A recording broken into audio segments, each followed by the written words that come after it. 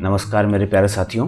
तो आज के इस वीडियो में हम चर्चा करेंगे नागरिकता अधिनियम 1955 के बारे में। नागरिकता अधिनियम 1955 जो है ये भारत में नागरिकता किन किन तरीकों से प्राप्त की जा सकती है, भारत में नागरिकता को छोड़ने के क्या क्या तरीके हो सकते हैं, इन्हीं सारे प्रावधानों के बारे में चर्चा करता है।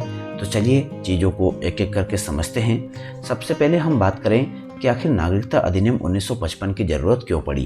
तो देखिए, भारत का जो संविधान है उसका भाग 2, जिसके बारे में अभी हमने पिछले वीडियो में चर्चा की थी, तो भाग 2 जो है वो बताता है कि संविधान लागू होने के समय यानी कि 26 जनवरी 1950 को कौन कौन लोग भारतीय नागरिक बनेंगे और किस तरीके से भारतीय नागरिकों की वहाँ पर पहचान की जाएगी।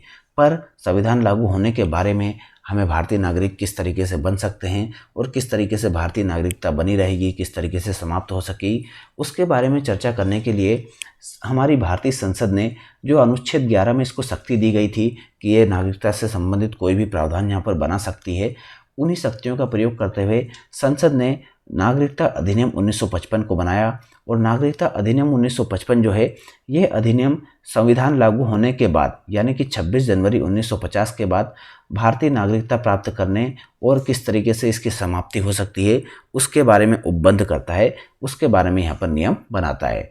अब देखिए, यहाँ पर एक टर्म देखने को मिलता है राष्ट्रमंडल नागरिकता। राष्ट्रमंडल नागरिकता जो है ये पहले एक शब्द चलता था, इसको अब तो समाप्त कर दिया गया है। राष्ट्रमंडल नागरिकता का मतलब ये है कि जो भी राष्ट्रमंडल देश है, ठीक है, राष्ट्रमंडल देश का मतलब ये है कि जहाँ पर भी ब्रिटिश शासन कभी ना कभी रहा हो, उन सारे देशों को हम राष्ट्रमंडल देश कहते हैं। तो राष्ट्रमंडल नागरिकता इस तरह के प्रावधान करती है कि जितने भी राष्ट्रमंडल देशों के नागरिक हैं उनको अगर किसी देश की नागरिकता लेना है तो वहाँ पर अगर राष्ट्रमंडल नागरिकता का प्रावधान है तो वहाँ पर उनको कुछ छूटें मिल जाती हैं, कुछ वहाँ पर रिलीफ मिल जाता है, जिसके कारण उनको किसी भी देश की नागरिकता लेने की आसानी हो जाती है जहाँ पर राष्ट्रमंडल नागरिकता का प्रावधान है। ठीक है, तो इस तरह का प्रावधान हमें भारत के संविधान में भी देखने को मिलता था, पर नागरिकता संशोधन अधिनियम 2003 के द्वारा इस प्रावधान को यहाँ पर समाप्त कर दिया गया है। तो अब भारत में किसी भी प्रकार की राष्ट्रमंडल नागरिकता नहीं मिलती है, सिर्फ और सिर्फ भारत की नागरिकता प्राप्त होती है। अब नागरिकता अधिनियम 1955 जो है ये नागरिकता प्राप्त होने के बारे में प्रावधानों की चर्चा करता है। तो ये अधिनियम बताता है कि भारत में नागरिकता प्राप्त करने के लिए आपको 5 शर्तें पालन करनी होगी, या फिर इन 5 में से किसी एक आपके पास है तो उस शर्त के तहत आप भारत के नागरिक बन सकते हैं। कौन कौन सी शर्तें बताता है? एक तो है जन्म से नागरिकता मिल सकती है, एक वंशानुगत नागरिकता, पंजीकरण से नागरिकता, या फिर किसी क्षेत्र समाविष्टि से नागरिकता, या फिर प्राकृतिक रूप से नागरिकता। इन 5 तरीकों से आप भारत के नागरिक बन सकते हैं 26 जनवरी 1950 के बाद। ठीक है, चलिए इन 5 प्रकारों को एक एक करके समझते हैं। सबसे पहला प्रकार है जन्म से नागरिकता प्राप्त होना। तो अगर जन्म से नागरिकता के तहत आप नागरिकता प्राप्त करना चाह रहे हैं तो इसके तहत यहाँ पर आपको 3 कालखंडों की चर्चा देखने को मिलती है। ठीक है, 3 टाइम पीरियड्स यहाँ पर देखने को मिलेंगे। पहले टाइम पीरियड्स में 26 जनवरी 1950 के बाद या फिर 1 जुलाई 1987 से पहले है। ठीक है, मतलब 26 जनवरी 1950 और 1 जुलाई 1987 के बीच में अगर किसी व्यक्ति का जन्म है, ठीक है, अगर किसी व्यक्ति का जन्म भारत में होता है तो वो व्यक्ति जन्म से ही भारत का नागरिक होगा। ठीक है, कोई भी व्यक्ति जिसका जन्म 26 जनवरी 1950 से 1 जुलाई 1987 के बीच में अगर भारत में हो रहा है तो वह व्यक्ति जन्म से ही भारत का नागरिक होगा।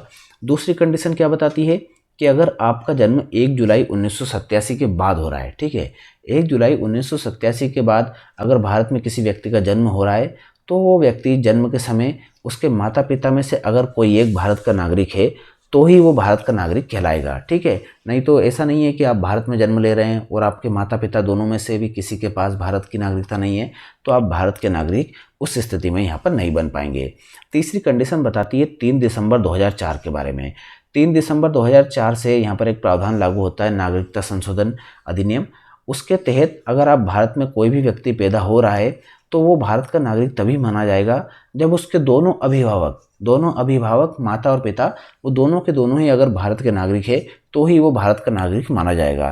पर एक और कंडीशन यहाँ पर है कि अगर दोनों में से कोई एक भारत का नागरिक है तो दूसरा जो अभिभावक है वो यहाँ पर इलीगल इमिग्रेंट या फिर अवैध आप्रवासी नहीं होना चाहिए। ठीक है, मतलब अगर एक ही पेरेंट्स यहाँ पर भारत का नागरिक है तो दूसरा व्यक्ति जो है वो अवैध आप्रवासी नहीं होना चाहिए। अगर वो वीज़ा पर है, पासपोर्ट पर है, विदेशी है तो वहाँ पर चल जाएगा, बस वो अवैध नहीं होना चाहिए। तो जन्म से नागरिकता प्रावधान के बारे में यहाँ पर आपको 3 स्थितियाँ देखने को मिलती है। ठीक है, अब हम बात करते हैं वंशानुगत नागरिकता के बारे में कि आप अगर वंश के आधार पर नागरिकता लेने चाह रहे हैं तो आपको किन किन स्थितियों के बारे में जानकारी होना चाहिए। तो यहाँ पर भी हमको 3 टाइम पीरियड देखने को मिलते हैं। पहली स्थिति बताती है कि 26 जनवरी 1950 से 9 दिसंबर 1992 के बीच भारत के बाहर जन्मा कोई भी व्यक्ति भारत का नागरिक हो सकता है यदि उसका पिता भारतीय नागरिक हो। ठीक है, अगर आपका जन्म भारत के बाहर हो रहा हो और 26 जनवरी 1950 से 9 दिसंबर 1992 के बीच में हुआ हो तो आप केवल एक ही स्थिति में भारत के नागरिक हो सकते हैं वंश के आधार पर कि आपके जो पिता हैं वो भारतीय नागरिक हो। दूसरी स्थिति बताती है 10 दिसंबर 1992 के बाद। 10 दिसंबर 1992 या फिर उसके बाद अगर भारत के बाहर कोई व्यक्ति जन्म ले रहा है तो वो भारत का नागरिक हो सकता है यदि उसके जन्म के समय उसके माता या पिता में से कोई भी एक, ठीक है, या तो माता या फिर पिता कोई भी एक यहाँ पर अगर भारत का नागरिक था तो वो भारत का नागरिक बन सकता है अगर उसका जन्म 10 दिसंबर 1992 या फिर इसके बाद होता है। तीसरी कंडीशन आती है 3 दिसंबर 2004 के बाद।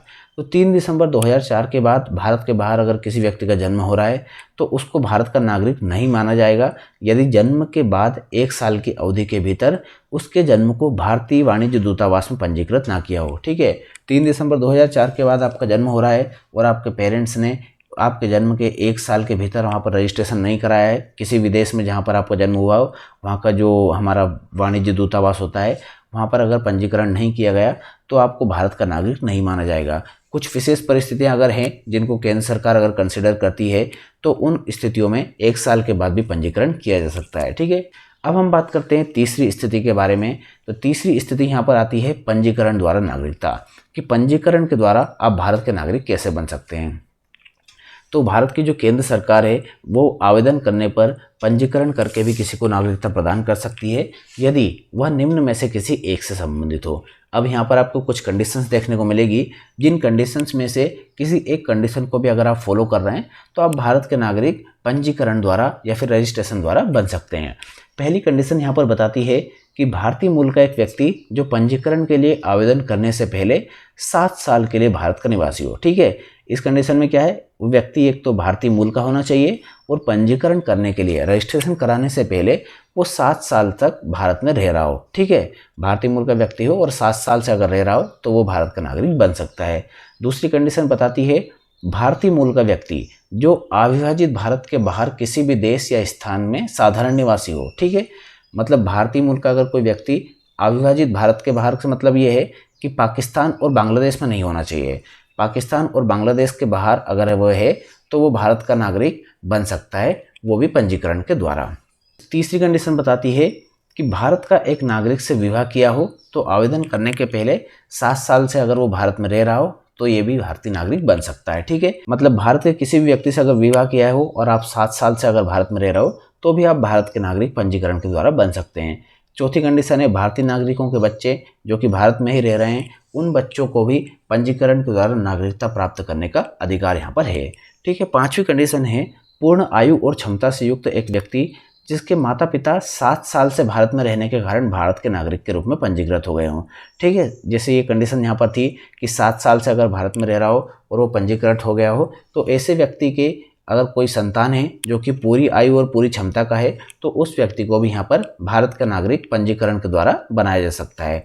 ठीक है, इसके बाद छठी कंडीशन आती है पूर्ण आयु और क्षमता से युक्त एक व्यक्ति जिसके माता पिता में से कोई एक स्वतंत्र भारत के नागरिक थे और वह पिछले 1 साल से भारत में रह रहा हो। ठीक है, मतलब एक ऐसा व्यक्ति जिसकी आयु और क्षमता पूरी हो गई हो और उसके माता पिता में से कोई एक अगर स्वतंत्र भारत में नागरिक था और बाद में किसी कंडीशन से अगर वो किसी दूसरे देश में चले गए थे पर अगर पिछले 1 साल से भारत में आ गए हैं और पिछले 1 साल से ही भारत में रह रहे हैं तो वो व्यक्ति भी यहाँ पर पंजीकरण के द्वारा भारत की नागरिकता प्राप्त कर सकता है।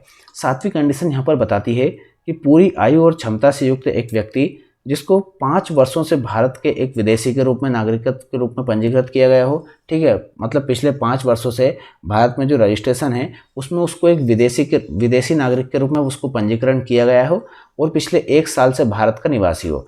5 साल से अगर विदेशी के रूप में पंजीकरण है और 1 साल से भारत में रह रहा है तो ऐसा व्यक्ति भी भारत की नागरिकता पंजीकरण के द्वारा प्राप्त कर सकता है। अब बात आती है चौथी स्थिति के बारे में। तो चौथी कंडीशन बताती है देशीकरण द्वारा नागरिकता। देशीकरण के द्वारा नागरिकता अगर आपको प्राप्त करना है तो इसका मतलब क्या है कि ऐसा विदेशी नागरिक जो देशीकरण के द्वारा भारत की नागरिकता प्राप्त करना चाहता है उसे आवेदन करने से पहले 12 साल का समय भारत में व्यतीत करना पड़ेगा। अगर पिछले 12 सालों से लगातार भारत में रह रहा है कोई विदेशी नागरिक तो उसको देशीकरण के आधार पर भारत की नागरिकता मिल जाएगी कि मतलब ये 12 साल से रह रहा है तो ये धीरे धीरे देशी आदमी बन गया है और भारत की नागरिकता प्राप्त कर सकता है। पांचवी स्थिति बताती है राज्य क्षेत्र में मिल जाने से नागरिकता। राज्य क्षेत्र में मिल जाने से नागरिकता का मतलब ये है कि भारत के बाहरी क्षेत्र जैसे कि भारत के जो पड़ोसी देश है और कोई भूभाग है अगर उनको भारत में मिलाया जाता है वो किसी भी कारण से या तो वॉर से या फिर किसी भी आपसी समझौते से अगर भारत में मिलते हैं तो उस क्षेत्र में रहने वाले लोग अपने आप ही भारत के नागरिकता बन जाएंगे। जिस भी तिथि से वो क्षेत्र भारत में शामिल हो रहा है उसी तिथि से भारत सरकार उन लोगों को नागरिकता प्रदान कर देगी। छठी कंडीशन यहाँ पर आती है असम समझौते से संबंधित लोगों के बारे में। देखिए असम से संबंधित कुछ विशेष प्रावधान हमें नागरिकता अधिनियम 1955 में देखने को मिलते हैं। देखिए पहली कंडीशन यहाँ पर बताती है कि भारतीय मूल के वे सभी व्यक्ति जो 1 जनवरी 1966 से पहले बांग्लादेश से असम आ गए हों। ठीक है, 1 जनवरी 1966 से पहले असम आ गए हो और तब से ही वो असम के निवासी है तो उनको 1 जनवरी 1966 से भारत का नागरिक मान लिया जाएगा। और दूसरी कंडीशन बताती है कि वे सभी व्यक्ति भारतीय मूल के वे सभी व्यक्ति जो कि 1 जनवरी 1966 से 25 मार्च 1971 तक बांग्लादेश से असम आए और तभी से असम के निवासी है तो उनको एक स्पेशल कंडीशन के अंडर में यहाँ पर भारत का नागरिक माना जाएगा।